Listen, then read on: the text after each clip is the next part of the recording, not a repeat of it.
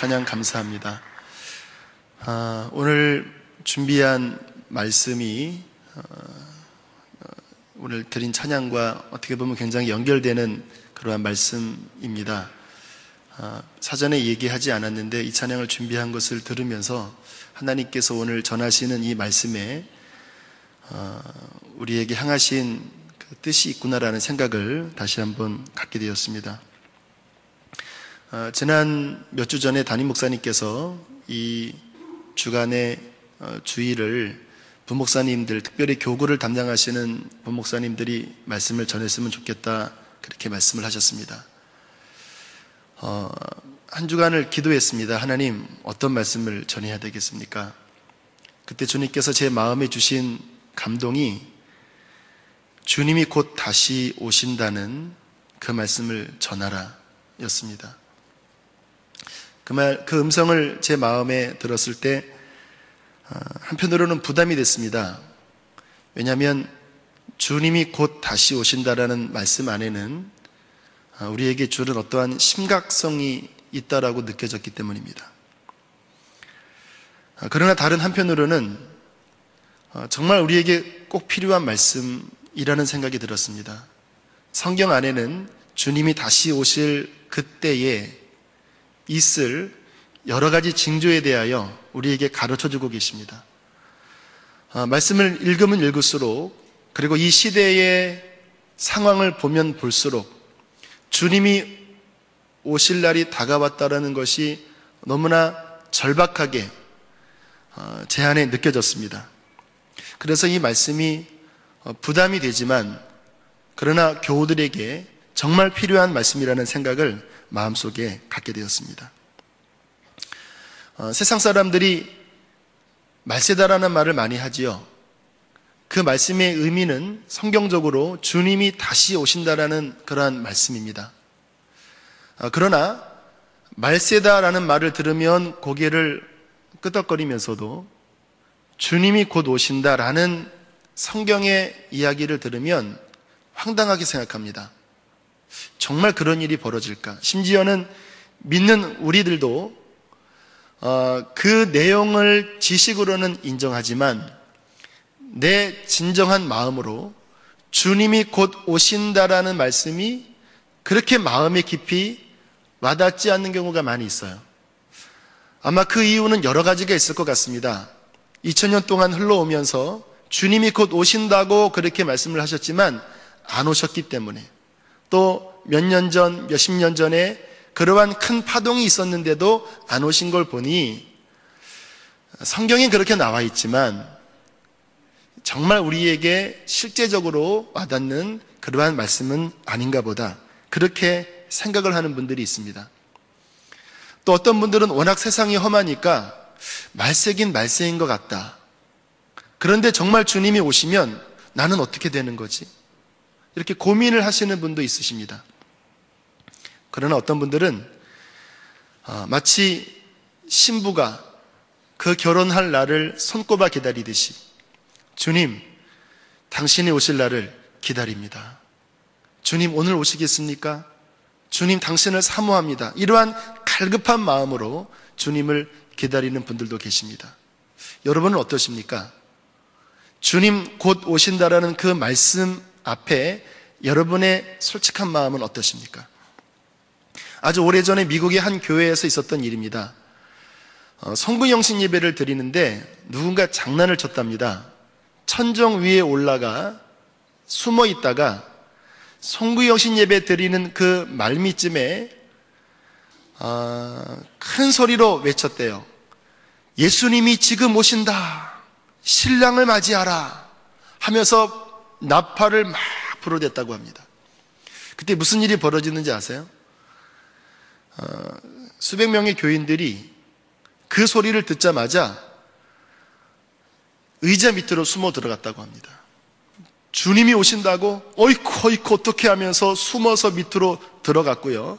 단 3명의 교우가 그 자리에서 일어나 손을 들면서 주님 어서 오시옵소서. 마라나타 주 예수여 어서 오시옵소서. 3명이 일어나 손을 들고 그렇게 고백을 했다고 합니다.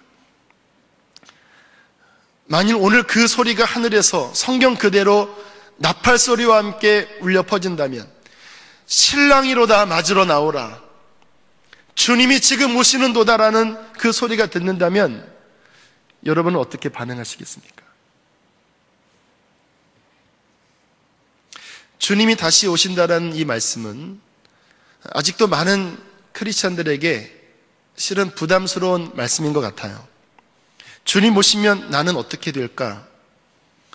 나는 주님 오실 날 오늘 들렸던 찬양처럼 그 예루살렘 성에, 그 유리바다에 찬양을 하면서 올라갈 수 있을까? 주님이 오실 날이 다가왔다면 나는 어떻게 해야 하지? 이런 고민을 갖게 합니다.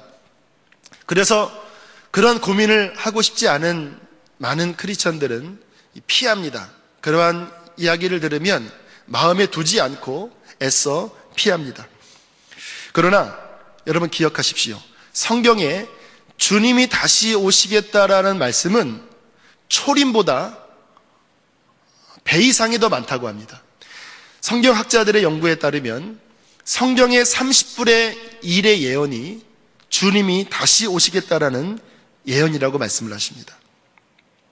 우리는 주님이 다시 오시겠다는 이 말씀을 결코 가볍게 여기지 말아야 합니다. 왜냐하면 이 믿음 안에는, 주님이 다시 오신다라는 믿음 안에는 기독교의 가장 중요한, 크리스천들에게 가장 중요한 그 신앙의 순수성과 그 신앙의 진실성을 지킬 수 있는 힘이 들어있기 때문입니다. 여러분 생각해 보십시오. 주님이 곧 오신다라고 믿는데 세상에 푹 빠져 살 수 있겠습니까? 주님이 곧 오신다고 믿는데 영적으로 아니라고 나태하게 살 수 있겠습니까? 우리 마음 안에 주님이 곧 오신다라는 그 믿음이 있으면 세상도 이기고 육신의 연약함도 이기고 그 믿음이 하나님 앞에 강건하게 지킬 수 있는 것입니다. 초대교회는요, 주님이 곧 오신다라고 확실히 믿으며 살았습니다. 열두사도 교문집이라는 초대교회 문서에 보니 초대교회에는 예배 때마다 성만찬을 했거든요. 그 성만찬을 마치고 인사하는 내용이 오늘 읽었던 본문입니다. 마라나타, 주 예수 오시옵소서. 그것이 인사였다고 합니다. 그러니 그 믿음이 있으니 그 엄청난 로마의 핍박과 순교와 그 가난과 고난 앞에 그들이 흔들리지 않고 믿음을 지킬 수 있었죠. 주님이 곧 오시고 나는 이제 잠깐 후면 그 영광의 세계에 들어간다라고 믿는데 지금 가난하고 병들었고 내가 감옥에 갇혔다고 큰 실망이 되겠습니까? 내가 이제 이 믿음을 지키고 나면 곧 주님 나라에 가고 그분이 오시면 영광 중에 맞이하겠다라는 믿음이 있는데 고난이 문제겠습니까? 신앙이 약해지고 세속화가 되는 그 원인이 뭐냐면 성도들 마음 안에 주님이 다시 오신다라는 믿음이 약해지는 것입니다. 작년에 복음학교에서 어떤 큰 집회에 외기라는 세계에서 가장 오래된 선교단체 한국 대표이신 유병국 선교사님이 바로 이 자리에서 이러한 의미심장한 말씀을 전하셨습니다. 한국교회가 지금 매우 약해졌다. 그리고 어떠한 시기 이후로 교회가 침체에 들어갔다. 그런데 한국교회가 약해지고 침체기에 들어간 그 시점을 유병국 선교사님이 1992년으로 잡았습니다. 그리고 이렇게 말씀을 하셨습니다. 1992년에 긴박한 시한부 종말론으로 인하여 한번 크게 한국교회 안에, 사회 안에 소동이 있었습니다. 그런데 문제는 뭐냐면 92년 이후부터 강단에 주님이 다시 오신다라는 메시지가 사라지기 시작했다는 거예요. 왜? 주님 재림에 대한 것에 한번 심하게 부정적으로 된 경험으로 인하여 강단에서 그 이후로는 더 이상 주님이 곧 오신다는 말씀을 못 전했다라는 것입니다. 그리고 유병국 선교사님이 이렇게 말씀을 하셨습니다. 그 이후부터 한국교회의 신앙은 하늘을 바라보고 영생을 바라보는 것이 아니라 땅의 것을 바라보는, 땅의 어떠한 것을 바라보는 세속적인 신앙으로 바뀌었다. 그 이후부터 교회는 점점 시들시들해져 갔고 힘을 잃어가서 그 이후부터 한국교회는 침체기에 들어갔다라고 지적을 하셨습니다. 저는 그 말씀을 들으면서 타당하다라고 느꼈습니다. 주님께서 우리에게 바라시는 믿음은 주님이 곧 오신다라는 그 믿음으로 하루하루 살아가는 것입니다. 마태복음 24장 후반부에 보면 타락해서 주님께 매를 맞고 심판을 받는 종에 대한 이야기가 나옵니다. 마태복음 24장 48절에 그렇게 말씀을 하고 있습니다. 만일 그 악한 종이, 여러분 지금 주님이 하신 말씀의 대상은 넌 크리스찬이 아닙니다. 크리스천입니다. 그것도 종입니다. 이렇게 말씀을 하십니다. 만일 그 악한 종이 마음에 생각하기를 주인이 더디 오리라 하여 동료들을 때리고 술친구들로 더불어 먹고 마시게 되면 생각지 않은 날, 알지 못하는 시간에 그 종의 주인이 이르러 엄히 때리고 외식하는 자가 받는 그 벌에 처하게 하리니 거기서 슬피 울며 이를 갈미 있으리라. 어떤 시간에 이 종, 하나님을 믿고 주의 일을 했던 이 종이 그 마음이 타락해버렸습니다. 교회는 다녔고 일은 했지만 이중적인 생활을 했습니다. 겉으로는 그렇듯하게 신앙생활을 하면서 뒤로는 세속적으로 살고 강포하게 살았습니다. 그런데 오늘 24장 48절에 보니까 그 종이 타락하게 된 이유가 뭐냐면 그 마음에 생각하기를 주인이 더디 오리라 하여 주님을 기다리는 신앙을 잃어버린 것입니다. 주님을 더 이상 기다리지 않았다라는 것입니다. 그러니까 그 다음부터 육신을 이길 수 없었던 거예요. 세상의 그 달콤한 쾌락을 이길 수 없었던 것입니다. 저는 그 말씀들을 읽으면서 제가 두렵습니다. 왜요? 제가 종이니까. 제가 주님 앞에 요즘 기도하는 제목은 그것입니다. 만약 오늘 주님이 오신다면 나는 주님을 맞이할 수 있을까? 오늘 주님이 오신다면 내게 회개할 것이 있지 않는가? 나는 영적으로 깨어 있는가? 두렵고 떨리는 마음으로 하나님 앞에 자주 기도합니다. 자, 그렇다면 정말 주님이 언제 오실까요? 제자들도 주님께 동일한 질문을 했습니다. 주님이 다시 오실 때는 무슨 징조가 있으리이까? 이 질문에 대하여 주님께서는 날과 시는 말씀하지 않았습니다. 왜냐하면 날과 시를 이야기하면 미혹에 빠집니다. 그래서 날짜와 시간을 이야기하고 재림을 강조하면 100% 이단입니다. 그러나 기억하셔야 합니다. 그렇다고 해서 주님께서 재림에 대하여 말씀을 안 하신 것이 아니라 그 대신 일종의 힌트를 줬습니다. 그것은 징조입니다. 날과 시는 아버지께만 달려 있지만 그러나 내가 올 그때쯤이 되면 이러한 징조들이 일어날 것이다. 너희가 날과 시는 모르지만 세상에 내가 말한 이러한 징조들이 일어나는 것을 보면 너희는 그 이전보다 더욱 주님을 기다리고 이전보다 더욱 신앙을 올곧게 하여 내가 올 것을 기다리라 말씀하셨습니다. 자, 그러면 어떠한 징조들이 있을까요? 오늘 한 3가지 정도만 함께 먼저 나누기를 원합니다. 가장 일어날 일 가운데 중요한 것은 성경에 이스라엘 나라의 주권의 회복입니다. 성경에는 무슨 말씀이 나와 있냐면 마지막 때가 되면, 말세가 되면 나의 백성들이 원거리에서 멀리 살다가 자신의 고토의 땅으로 돌아오리라. 그들이 자식을 어깨에 안고 울면서 돌아올 것이고 그들이 기쁨으로 나의 땅에 돌아오리라. 이 말씀이 구약 성경에 굉장히 많이 예언되어 있었습니다. 그러나 역사적으로 예수님 탄생 이후 주 70년에 로마 티터스 장군에 의하여 예루살렘이 완전히 박살났습니다. 그리고 역사적으로 보면 이스라엘이 나라를 잃고 전 세계에 디아스포라라고 하지요. 전 세계에 흩어져서 핍박받고 유랑하는 민족이 되었습니다. 몇 년간 그렇게 살았냐면 약 1900년간 그렇게 살았습니다. 그래서 불과 100년 전, 아니 70년 전만 해도 성경을 해석하는 학자들이 이스라엘이 독립되리라는 그 말씀은 영적인 의미다라고 해석을 했습니다. 왜냐하면 생각해 보십시오. 1900년 동안 나라 없는 그 민족이 어떻게 회복이 됩니까? 그런데 60년 전에 기적이 벌어졌습니다. 2차 세계대전 끝난 이후에 승전국인 영국에서 이스라엘의 독립을 허락해줬습니다. 1948년에 이스라엘이 국권이 회복된 거예요. 그 당시의 상황을 보면 성경 그대로 러시아에서, 멀리 유럽에서, 심지어는 아프리카에서 그 백성들이 자신의 고국 땅으로 어깨에 자식을 메고 울면서 1900년 동안 잃어버린 그 땅으로 돌아오는 일이 실제적으로 벌어졌다는 것입니다.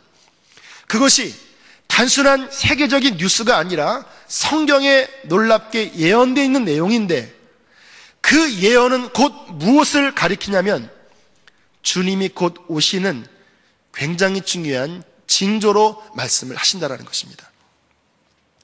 더 가까운 징조가 있습니다. 그것은 마태복음 24장 7절 8절에 말씀하신 건데요, 주님이 친히 말씀을 하셨습니다. 내가 올 날이 다가온 시간이 되면 곳곳에 기근과 지진이 있으리니 이 모든 것은 재난의 시작이라. 주님 오실 날이 다가올 때 전 세계적인 기상과 기후와 이런 이변들이 속출한다라는 말씀입니다. 요한계시록 8장 8절로부터 11절에 보면 바다가 오염돼서 3분의 1이 죽고 생태계 피조물의 3분의 1이 죽고 강들이 오염되어 사람들에게 큰 해를 받을 것이다. 이러한 자연재해에 대한 말씀을 하고 계십니다. 저는 말씀을 준비하면서 주님께 기도했습니다. 하나님, 주님 오실 날이 다가왔다라는 이 말씀을 전하라고 하신다면 우리 교우들이 그것을 실감할 수 있는 증거들을 좀 보여주십시오. 왜냐하면 지금 제가 드리는 말씀들이 너무나 잘 아는 말씀들이기 때문에 에이, 그거 내가 아는 것, 그 정도로 넘길 것 같아서 주님께 기도했습니다. 하나님, 증거를 좀 보여주십시오. 놀랍게 하나님이 응답을 하셨습니다. 어떤 목사님이 제게 그런 이야기를 하셨습니다. 작년에 사랑의 교회 원로 목사님, 옥하는 목사님께서 바다를 주목하자라는 설교를 하셨는데 한번 들어보세요. 그리고 제가 설교 준비를 다 마친 후에 그 설교를 인터넷으로 들어봤습니다. 제 마음 안에 전율이 있었습니다. 제가 전하려고 했던 바로 그 메시지가 옥하는 목사님으로부터 들려지기 시작한 거예요. 옥하는 목사님이 뭐라고 말씀을 하셨냐면, 누가복음 21장 25절에 보니까 1월 성신에는 징조가 있겠고 땅에서는 민족들이 바다와 파도의 성난 소리로 인하여 혼란한 중에 곤고하리라. 이 말씀을 본문으로 해서 말씀을 전하신 거였습니다. 본인이 올 초에 이 말씀을 읽는데 눈을 뗄 수가 없었다는 겁니다. 작년의 일입니다. 땅에서는 민족들이 바다와 파도의 성난 소리로 인하여 혼란한 중에 곤고하리라. 그전에는 그냥 그러려니 하고 지나갔고 도대체 무슨 말씀인지 몰라서 해석이 안 됐는데, 그날따라 그 말씀을 보면서 성령께서 마음 안에 지금 일어나는 일이다라는 깊은 감동을 주셨다라는 거예요. 이 말씀에서 눈을 뗄 수가 없었다라는 것입니다. 그리고 이러한 말씀을 하셨습니다. 과학자들이 이 성경 말씀의 의미를 지금 뒷받침하고 있다는 겁니다. 믿지도 않는 과학자들이. 뭐라고 과학자들이 이야기를 하냐면, 세상이, 이 지구가 큰 어려움을 겪어서 망하게 된다면, 지금 과학자들의 말입니다. 그 지구가 망하는 것의 원인 제공은 바다가 할 것이라는 겁니다. 바다가. 지금 바다가 심각하게 오염되고 있고 빙하가 녹고 있는데 그 일들이 너무나 심각하게 벌어져서 이 바다의 변화로 인하여 세상의 마지막에 올 것이라고 과학 잡지의 기고에 그러한 것들이 실려진다는 겁니다. 그 이야기들과 말씀을 연결시켜 보니까 너무나 맞는 말씀이라는 겁니다. 마지막 때가 되면 바다가 변한다는 거예요. 바다의 파도 소리가 들리는데 이전과는 다른 성난 파도 소리가 들려서 사람들이 그 바다의 변화와 그 바다의 소리를 듣고 공황 상태에 빠지겠다라는 것입니다. 혼란한 중에 곤고하리라. 국제기후변화위원회라는 그 바다를 연구하는 그 과학자들의 보고에 따르면 앞으로 70년, 80년 내에 세계 해안의 30%가 바닷속으로 사라질 것이라고 경고하고 있습니다. 북극 그린란드 해안에 야콥스 하원이라는 북극의 빙하가 있습니다. 그 북극의 빙하가 녹는 사진을 홀랜드라는 교수가 보여주면서 이렇게 이야기를 했다고 합니다. 빙하가 녹아 후퇴하는 속도가 과학자들이 기존에 예상했던 것보다 훨씬 빨라서 지금으로서는 무슨 일이 벌어질지 몰라 바다만 쳐다보고 있다. 빙하가 녹는 그 속도가 과학자들이 예상하는 것보다 훨씬 빨라서 지금으로서는 무슨 일이 벌어질지 몰라 바다만 쳐다보고 있다. 세상의 과학자들이 믿지도 않지만 세상에 흘러가는 이 기후의 변화와 오염을 바라보고 그들이 소리치고 있습니다. 얼마 남지 않았다. 얼마 남지 않았다. 오카나 목사님이 그렇게 이야기를 하시더라고요. 세상에서도 외치되고 있는데 교회가 이 말세의 징조를 보고 한가히 있을 수가 없다. 한가히 있을 수가 없다. 그리고 가슴을 치며 탄식을 하셨습니다. 그리고 마지막에 이렇게 말씀을 하셨습니다. 앞으로 바다를 주목하라고. 주님께서 사인을 점점 더 분명하게 우리에게 주고 계십니다. 그러나 더 정확한 주님 다시 오심의 징조는 주님께서 마태복음 24장 14절에 하신 말씀입니다. 이것이 이제 마지막 주님 오실 날에 있는 최후의 사인입니다. 뭐라고 말씀을 하셨냐면 이 천국 복음이 모든 민족에게 증언되기 위하여 온 세상에 전파되리니 그제야 끝이 오리라. 그러니까 주님께서 모든 민족에게 복음을 들을 수 있는 기회를 주시겠다라는 거예요. 맞는 말씀이잖아요. 구원 얻을 기회도 안 주고 주님이 오시면 그들은 어떻게 합니까? 그래서 모든 민족에게 선교사들이 들어가서 그들이 복음을 한 번 이상은 들을 수 있는 기회가 주어지면 그제야 끝이 오리라. 자, 그렇다면 지금 전 세계의 민족들에게 복음이 얼마큼 증거됐는가를 살펴보면 주님 오실 날이 어느 정도인가를 가늠할 수가 있습니다. 주님이 말씀하신 민족은 국가가 아니라 종족입니다. 그러니까 중국 같은 경우에는 중국이라는 나라 안에 50개의 종족이 있다고 해요. 아프리카는 한 나라 안에 수백 개의 종족이 있습니다. 종족 수를 따지면 2만 4천여 개의 종족이 있다고 합니다.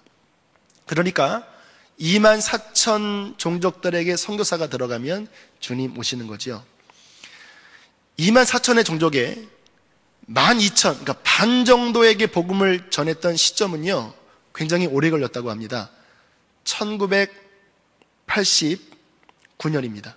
그러니까 약 2000년이 흘러서 2만 4천 종족 중에서 반에게 복음이 전해졌어요. 그런데 놀라운 일은 그 12,000에서 6,000, 반이 줄어서 6,000이 된 시점은 불과 15년이 지난 2004년입니다. 더 놀라운 것은 재작년 2006년도에 선교학자들이 조사한 결과에 따르면 이제 남은 종족수가 3,600이라고 합니다. 그러니까 급속도로 기하급수적으로 복음이 전파되고 있습니다. 이게 왜 가능하게 됐냐면 통신시설이 발달이 되고 운송시설이 발달이 되니까 미전도 종족에게 갈 수 있는 여러 가지 기술들이 더 늘어난 거예요. 지금 현재 전 세계의 선교단체들은 본인의 시대의 모든 민족에게 선교사들이 들어가게 하자라는 캐치프레이즈를 걸고 하나님의 젊은 일꾼들이 그 복음이 없는 민족들에게 나가고 있습니다. 지금 우리 교회에서도 많은 선교사들이 단기 선교사들, 장기 선교사들이 나가고 있지 않습니까? 이것은 무엇을 의미할까요? 여러분, 그 쇼트트랙 그 경기장을 돌 때에 한 수십 바퀴 돌 때 마지막 몇 바퀴 남으면 그 심판관이 종을 치지요. 딸랑딸랑 치지요. 그 소리와 같습니다. 지금 기후의 변화, 복음이 전해지는 속도, 이스라엘의 독립이라는 이 상황을 보면 성경을 읽고 깨어있는 사람들은 무슨 소리로 들리냐면 딸랑딸랑딸랑딸랑딸랑 깨어있어라, 주님이 곧 오신다, 너의 생전에 주님이 오실 수도 있다라는 주님의 그 소리로 들려진다는 것입니다. 주님께서 성도들에게 바라시는 것은요, 시대를 분별하여 영적으로 바르게 믿는 것입니다. 주님은 이렇게 말씀을 하셨습니다. 이러한 모든 일이 일어나는 것을 보거든 너희는 깨어 일어나 머리를 들라. 이는 너희의 구속의 날이 다가왔다. 더 이상 세상에 취해서 세상이 전부인 양 그렇게 빠져 살지 말고 너희는 깨어 일어나 머리를 들라. 이는 너희 구속의 날이 다가왔기 때문이라. 주님이 오실 날이 다가올 때 성경에서 우리에게 강조하는 부분이 있습니다. 그것은 뭐냐면 깨어 있으라입니다. 깨어 있으라. 주님께서 말씀을 하셨습니다. 깨어 있으라. 어느 날에 너희 주가 임할는지 너희가 알지 못함이니라. 깨어 있으라는 말이 무슨 말씀일까요? 성경에서 깨어 있으라는 말씀은 영이 깨어 있으라는 말씀입니다.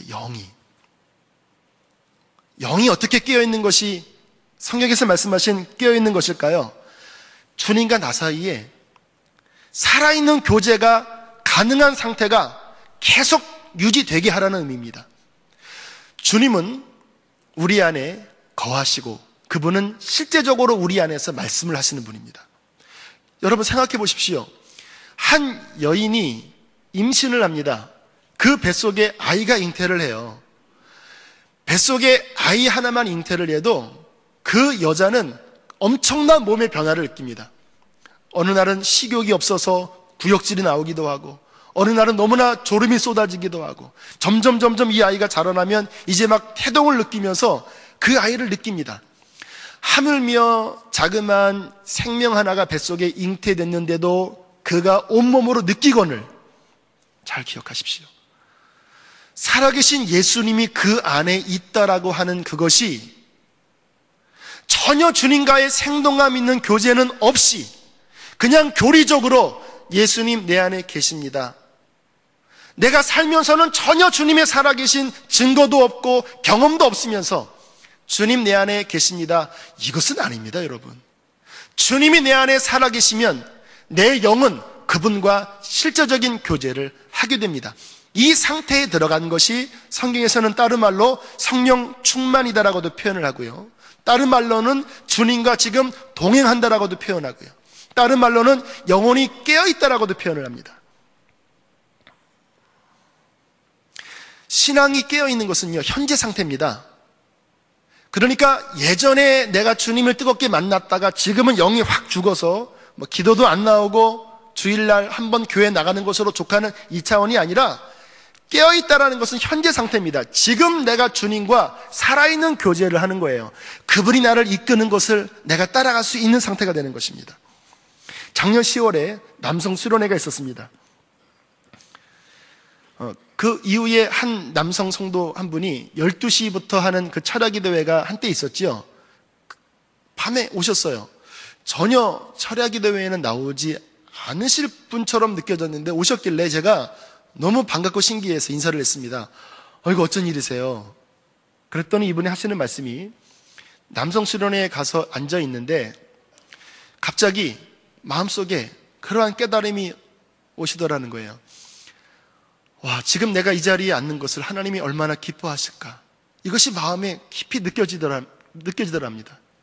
그 다음에 드는 생각이 뭐였냐면, 그렇다면 내가 그 전에 세상에서 타락하고 내 맘대로 살 때 주님의 마음은 얼마나 아프셨을까?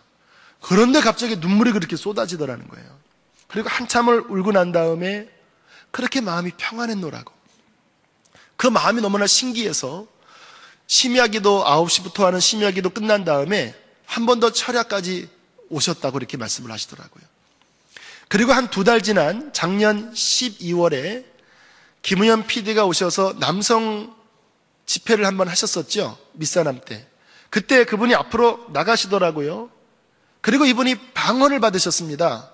그런데 방언을 처음 만든 분들을 대부분 보면 이게 방언이 아닌가 뭐 랄랄라 뭐 이러니까 이게 아닌가 보다 그런 생각이 들어서 잘 사용을 안 했대요. 그러다가 어떤 기회가 있어서 마가다락방에 한번 내려가 봤다고 합니다. 그리고 앉아서 기도를 하는데 또다시 그 방언이 나오더랍니다. 점점점 크게 나오더래요. 점점 크게 나오면서 통곡이 나오고 회개가 나오고 하나님 앞에 그 영혼이 막 살아나는 거지요. 막 주님 앞에 기도를 하기 시작하는데 한참을 기도하다가 자신의 입에서 나오는 말이 이런 말이었다고 합니다. 하나님 아버지, 왜 이제야 나를 불러주셨습니까? 그동안 내가 세상에서 하나님 없이 방황하고 타락하며 살았는데 왜 이제야 나를 불러주셨습니까? 울면서 마치 어린아이가 그렇게 보채듯이 이제야 왜 나를 불러주셨습니까? 이 고백이 나오더랍니다. 그리고 갑자기 마음속에 하나님의 음성이 들렸더래요. 아들아, 나는 그동안 한 번도 너를 떠난 적이 없었단다. 나는 늘 네 곁에서 손을 벌리고 있었지만 네가 세상에 빠져서 나를 외면했었단다. 그 하나님의 음성을 듣고 얼마나 가슴이 아파가 회개가 되는지 그렇게 울면서 기도하고 하나님 감사합니다. 저를 이제라도 불러주시니 감사합니다. 기도를 하고 시계를 보고 깜짝 놀랐대요. 거의 2시간이 훌쩍 지났다라는 거예요. 지난 몇 주 전에 금요철야 때 그분이 여기서 간증을 하셨죠. 저는 말씀을 준비하면서 주님이 그 깨달음을 주셨습니다. 그것이 영혼이 깨어있는 것이다. 영혼이 깨어있는 것은 초신자나 오래된 사람이나 중요한 것이 아니라 지금 너의 영이 나와 교제할 수 있고 내 음성을 들을 수 있고 너의 영이 죄로부터 회개하여 정결한 상태가 있는 그것이 바로 영이 깨어있는 것이라고 주께서 말씀하셨습니다. 사랑하는 교우 여러분, 여러분의 영혼은 지금 깨어 있으십니까?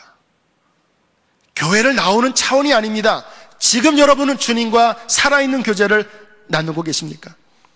저는 이 말씀을 늘 두려움으로 받아들이기 때문에 늘 제 자신을 칩니다. 하나님, 하루라도 여기서 떨어진 상태, 영적으로 잠든 상태로 하나님 그렇게 지내지 않기를 원합니다. 새벽에 일어나면, 새벽 기도 가려고 일어나면요, 저도 가끔 오늘은 그냥 자고 싶다. 물론 잘 때도 있습니다. 오늘은 그냥 나가지 말았으면 좋겠다. 이런 마음이 굴뚝같이 올라올 때가 있어요. 그때마다 제 깊은 영혼 안에서 흔들거리게 하는 말씀이 있습니다. 잠들면 안 되지. 내 영이 이러다가 잠들면 안 되지. 내 영혼이 잠든 상태에서 주님 맞이하면 안 되지. 그리고 자신을 쳐서 일어나서 하나님 앞에 나와 억지로라도 머리를 숙이고 하나님 앞에 엎드리는 일이 많습니다. 영이 잠들어 있다라는 의미는 무엇일까요? 그 마음을 보면 압니다. 입으로는 주여 주여 하지만 몸은 교회에 있고 심지어는 봉사를 할 수 있지만 잘 들으십시오. 그 마음을 살펴보면 그 마음이 추구하는 것이 세상입니다. 세상. 세상이 먹는 것, 입는 것이 진짜 추구하는 그거예요. 입으로는 주여 하지만 정말 나를 이끄는 주는 세상입니다. 어떻게 무엇을 잘 입을까? 무엇을 잘 먹을까? 어떻게 잘 살까?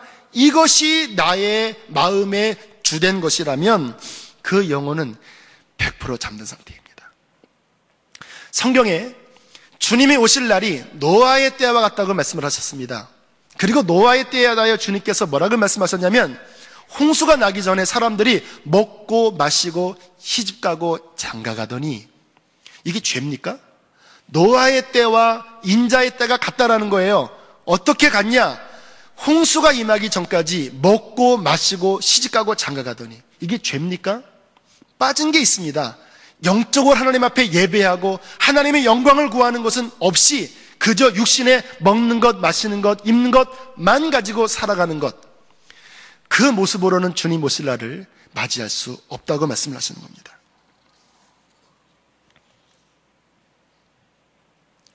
그 영이 잠든 상태의 또 하나의 모습이 있습니다. 그것은 성도들 안에 회개치 않는 죄가 있는 것입니다. 회개치 않는 죄라는 것은 뭐냐면요, 우리가 연약하니까 죄를 짓고 넘어지지요. 지금 드리는 말씀은 뭐냐면 어떤 한 부분에 대하여 하나님 앞에 회개하지 않고 그것이 나를 묶고 있는 상태에 있는 모습을, 회개치 않는 죄가 있는 모습이라고 이야기를 합니다. 제가 3년 전, 2년 좀 넘었군요. 선화목자교회 처음 올 때 제 안에는 양심에 눌리는 것이 하나 있었습니다. 그것은 뭐냐면, 제가 여기 오기 전에 안산에서 2년간 젊은이 교회를 하다가 마지막 한 1년 차쯤 됐을 때 제가 인터넷 보다가 별로 좋지 않는 영화를 본 적이 있었습니다. 참 마음이 괴로웠어요. 순간에 그 육신의 정욕에 넘어졌었거든요. 주님께서 회개할 때 어떤 감동을 주셨냐면, 너는 그 일을 청년들 앞에서 고백해라. 왜 굳이 그렇게 해야 됩니까? 주님 앞에만 회개하면 되지 않습니까? 나중에 생각해 보니까 영적 지도자의 그러한 넘어짐은 양들에게 영향을 주는 거기 때문에 그렇게 고백하라고 주께서 말씀하셨던 것 같아요. 근데 너무 창피하더라고요. 어떻게 저를 존경하는 청년들 앞에서 그 얘기를 하겠습니까? 그래서 못했습니다. 그리고 결국은 2년간의 사역을 마치고 선화목적교회에 왔어요. 그런데 제 마음 안에는 늘 제 양심이 저에게 소리쳤습니다. 너 그거 고백 안 했지 않냐? 너 그 죄, 너 아직 풀어지지 않았지 않느냐? 결국 어떤 수련회에 가서 그 죄를 고백은 했어요. 근데 마음이 안 시원한 겁니다. 주님, 고백했는데 왜 안 시원합니까? 너 네 양들한테 고백해야 한다. 저 교회 옮겼잖아요. 인터넷에 들어가서 홈페이지 게시판에다가 너의 그 회개의 마음을 적어라. 너무 부끄러웠지만 순종을 했습니다. 수련회가 마치고 토요일 날 그곳에 들어가서 저의 죄를 고백하고 진심으로 사과를 했습니다. 제가 악한 것 같은 자였다고, 제가 이중적이었다고, 겉으로는 거룩을 말하면서 나는 그렇게 살지 못했노라고. 그러나 여러분 앞에 고백하는 것은 두려움으로 고백하는 것이 아니라 하나님 앞에 섰을 때에 씻겨진 자로 서는 것을 믿는 그 평안함으로 고백한다고.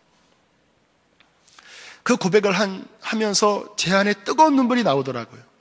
그 회개는 두려움의 회개가 아니었고 진심으로 회개가 되더라고요. 정말 하나님 죄송합니다.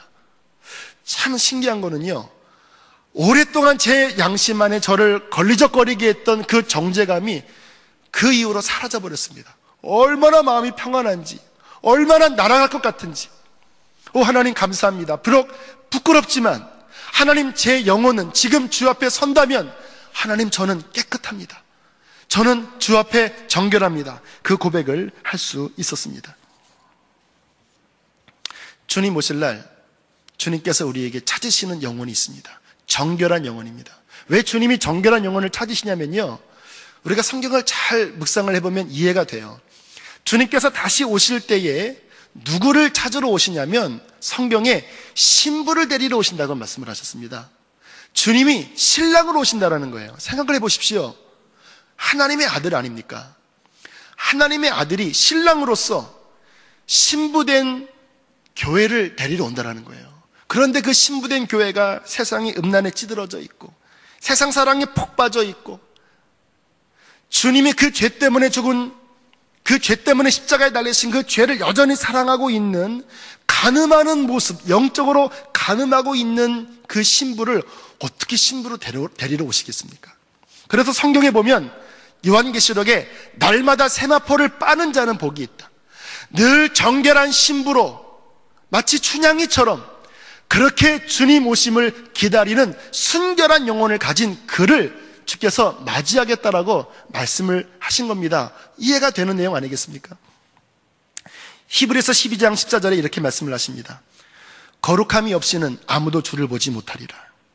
작년에 저에게 큰 영향을 주었던 책이 토마스 주남이라는 자매님이 쓴 천국은 확실히 있다라는 책이에요. 어떤 분들은 그 책이 거부 반응이 있다, 이상하다라고 할지 모르지만 저는 몇 번을 봤는데 그 안에 있는 그 중심이 너무나 성경적이기 때문에 저는 그 책을 통해서 큰 은혜를 받았습니다. 근데 그 책 안에 무슨 이야기가 있냐면 주님이 곧 오시는데 교회를 향하여 이렇게 말씀을 하셨습니다. 그곳에 갈 수 있는 사람은 순종하고 마음이 청결한 자들 뿐이다. 오직 마음이 물처럼 깨끗한 자들만이 이곳에 들어올 수 있다. 저는 그 글을 몇 번 읽을 때마다 가슴이 떨렸습니다.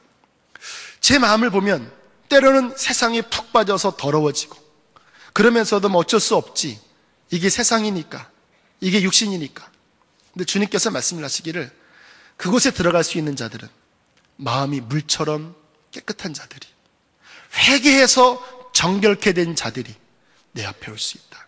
그러니까 믿음은요, 그리고 난 다음에 작년 4월부터 지난 12월까지 신약 성경에서 구원을 향한 말씀이 무엇인지를 한번 다 적어봤습니다. 인터넷에 한 64페이지 정도 되는 분량으로 다 적고 그 핵심을 요약을 해봤어요. 근데 깜짝 놀랐습니다.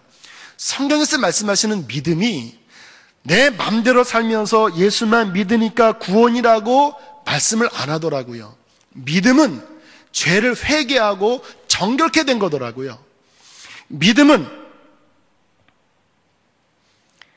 주님께 순종하는 상태에 있는 것이더라고요. 믿음은 마음이 청결하게 된 상태가 바로 믿음이더라고요. 히브리서 11장에 믿음장이잖아요. 믿음으로 에녹은 주님과 동행하였고, 믿음으로 아브라함은 이삭을 바쳤고, 믿음으로 여호수아는 가나안 땅을 들어갔고, 그러니까 믿음은 믿음 따로 삶 실패 따로가 아니라 믿음은 승리를 주는 원인이라는 거예요. 그러니까 믿는다고 해놓고 세상에 빠져 사는 것은 근본적으로 하나님 보시기에 믿음이 아니었구나. 그래서 성경에 우리가 거룩하고 우리가 믿음의 정결함으로 사는 그 자를 데리러 오신다라는 말씀이 바로 성경적인 말씀이라는 것을 다시 한번 깨닫게 되었습니다. 사랑하는 교우 여러분, 주께서 오늘 우리에게 말씀하십니다. 깨어있으라고 말씀을 하십니다. 죄가 너희를 묶고 있는 것이 없도록 회개하라고 말씀을 하십니다. 왜냐하면 주님 오실 날이 진실로 다가왔기 때문입니다. 오늘 본문에 말씀하십니다. 내가 속히 오리라. 진실로 내가 속히 오리라. 그러나 저는 말씀을 준비하면서 주님이 다시 오신다라는 말씀이 우리에게 부담이 되고 우리에게 힘든 말씀일까? 그리고 며칠을 기도했습니다. 그때 주님이 제게 주신 감동이 뭐였냐면, 준비된 자들에게는 그것이 부담이 아니다. 생각해 보십시오. 주님 오신다라는 것은 주님과 결혼하는 거 아니겠습니까? 주님 오신다라는 것은 구원이 완성된 거잖아요. 더 이상 세상의 죄와 이러한 찌들거리는 것에서 벗어나서 오늘 드렸던 찬양처럼 그 예루살렘 성에 들어가는 것이 주님이 오실 날 아니겠습니까? 준비된 자들은 그날이 너무나 복된 날이라는 거예요. 어제 이 자리에서 결혼식이 있었습니다. 제가 뒤에서 우리 교구 결혼식이라서 처음을 제가 잠깐 참관을 했습니다. 앞에 신랑이 먼저 앞에 나왔고, 이후에 신부가 흰 드레스를 입고, 그리고 머리가 희끗한 그 아버지 권사님의 손에 이끌려서 요 중간 계단으로 이렇게 걸어오는데 갑자기 제 마음이 뭉클했습니다. 이것이 바로 주님 오실 날 우리에게 일어날 일이구나. 성령의 손에 이끌려서 흰 옷을 입은 주의 교회가 신랑이신 주님을 맞이하는 그날. 여인에게 결혼식은 최고의 행복한 날이잖아요. 우리 아내가 가끔 그런 얘기합니다. 결혼식이 본인은 너무 좋았대. 물론 저도 좋았지만 우리 아내는 더 좋았나 봐요. 결혼하기 전에 전날 갑자기 오한이 들어서 몸이 아팠는데 결혼식 내내 입이 이렇게 딱 귀에 걸려서 이러고 있는 거예요.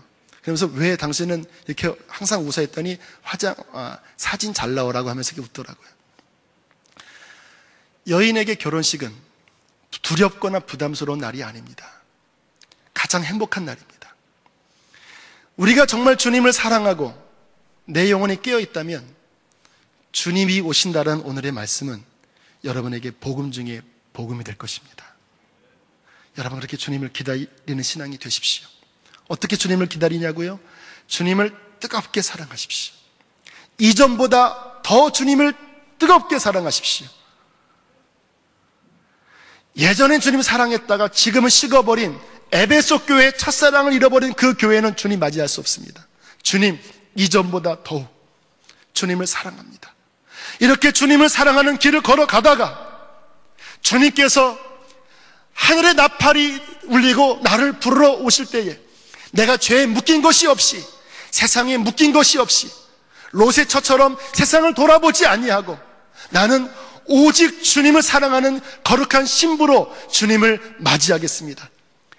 그 영광을 받은 자에게 놀라운 하나님의 축복이 있을 것입니다. 이 자리에 예배하는 모든 성도들은 다 그 축복을 누리게 되기를 진심으로 축복합니다. 주님 오실 그날 거룩한 신부로 주님을 맞이합시다. 그러기 위해 깨어 일어납시다. 머리를 들어 주님을 맞이합시다. 하나님의 축복이 여러분과 함께 하십니다. 우리 말씀을 기억하면서 기도하겠습니다. 하나님, 내 영혼이 깨어있게 하시옵소서. 정결하게 하시옵소서. 잠들지 말게 하여 주옵소서. 주님 오실 날 주님을 맞이하게 하옵소서. 함께 통성으로 기도하시겠습니다. 할렐루야. 좋으신 하나님 아버지, 부족한 종이 하나님께서 오늘 전하라고 하신 하나님의 뜻을 가감없이 전했나이다. 하나님, 정직하게 전했나이다. 하나님, 선포했나이다. 하나님, 그러나 간절히 원하오니 우리 사랑하는 교우들을 오늘 이 말씀을 듣고 영원히 더 깨어있게 하여 주시옵소서. 하나님 아버지, 이러한 일이 일어나는 것을 보거든 너희는 일어나 머리를 들라. 구속의 날이 다가왔다고 우리에게 말씀하신 하나님, 세상에 빠져 살지 않게 하여 주시옵소서. 영적 게으름 속에 잠들지 말게 하여 주옵소서. 술 취함 중에 살지 말게 하여 주옵소서. 병든 모습으로 살지 말게 하여 주시옵소서. 하나님, 우리가 여기 있나이다. 회개한 모습으로 서 있기를 원합니다. 정결한 모습으로 서 있기를 원합니다. 성령이여 일어나게 하옵소서. 성령이여 교회가 깨어 일어나게 하여 주옵소서. 성령이여 교회가 깨어 일어나게 하여 주옵소서. 성령이여 우리가 깨어 일어나게 하여 주옵소서. 성령이여 우리가 여기 있나이다. 성령이여 우리를 정결하게 하옵소서. 우리에게 맡겨주신 일을 잘 감당하기 원합니다. 맡겨주신 일을 잘 감당하기 원합니다. 충성하다가 주님 맞이하게 하여 주옵소서. 충성하다가 주님 맞이하게 하옵소서. 세상의 모든 악을 버리길 원합니다. 할렐루야, 할렐루야. 마르나타, 주 예수여 오시옵소서. 마르나타, 주 예수여 어서 오소서. 어서 오소서 주님. 어서 오소서 주님. 어서 오소서 주님. 어서 오소서 주님. 우리 교회가, 선한 목자 교회가 순결한 신부가 되어지게 하시옵시고 주님 오실 날을 맞이하게 하시옵소서. 주님 오실 날을 맞이하게 하시옵소서. 주님 오실 날을 맞이하게 하여 주옵소서. 깨어있으라, 깨어있으라. 어느 때에 너희 주가 임하는지 알지 못함이라. 할렐루야, 할렐루야, 할렐루야, 할렐루야, 할렐루야, 할렐루야.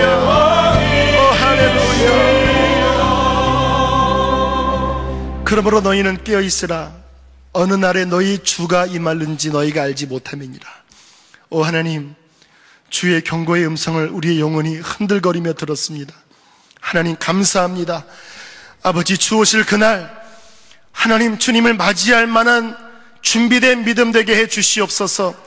어리석은 다섯 처녀처럼 준비하지 않다가 문이 닫히는 어리석고 두려운 일이 있지 않게 하여 주시옵시고, 오직 세상을 부인하고 육신을 부인하고 하나님 오실 날을 기다리는 거룩한 신부의 믿음으로 서게 하여 주시옵소서.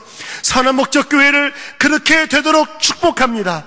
주님 오실 날 주님을 맞이하는 순결한 교회로 세워 주시옵소서. 오 하나님 사랑합니다. 이전보다 주님을 더 사랑합니다. 오 주여 감사합니다. 주 앞에 준비하여 예물 드리는 손길들을 기쁘게 받으시고 이들의 삶에 먼저 그의 나라와 의를 구할 때에 이 땅에서도 주시는 하나님의 그 은총을 마음껏 누리게 하여 주시옵소서. 그러나 세상의 일에 빠져서 영의 일이 망가지는 일이 없도록 우리 영혼을 더 밝은 빛으로 이끌어 주시옵소서. 감사드리며 예수님 이름으로 기도드렸습니다. 아멘.